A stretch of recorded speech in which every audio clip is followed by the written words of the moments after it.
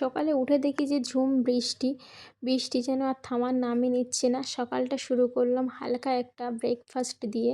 ছাতু আর লেবু মিশিয়ে একটা শরবত বানিয়ে খেয়েছিলাম। মানে আমার রোজই একই জিনিস খেতে ভালো লাগে না। মাঝে, মাঝে আমি এক এক রকম জিনিস দিয়ে ব্রেকফাস্ট করি। আমি এটাই খেয়েছিলাম আজকে সকালে, এরপর আর কিছু খাইনি। সোজা দুপুরে খাওয়া-দাওয়া হবে। তারপর যেন যখন বৃষ্টি থামলো না আর ভাবলাম যে বৃষ্টিতে ভিজেই নেওয়া যাক। সেই তো গোসল করতে হবে দুপুরে, তাই ভাবলাম যে ভিজে নেই একটু। বৃষ্টিতে ভিজে এসে শুরু করলাম দুপুরের রান্নাবান্না। বাইরে এমন সুন্দর আবহাওয়া, সবচেয়ে প্রিয় খাবার হলো আমার খিচুড়ি। তাই আজ বানালাম ২ রকম ডাল দিয়ে মজাদার খিচুড়ি। খিচুড়ি মানে খেতে আমার ভীষণই ভালো লাগে।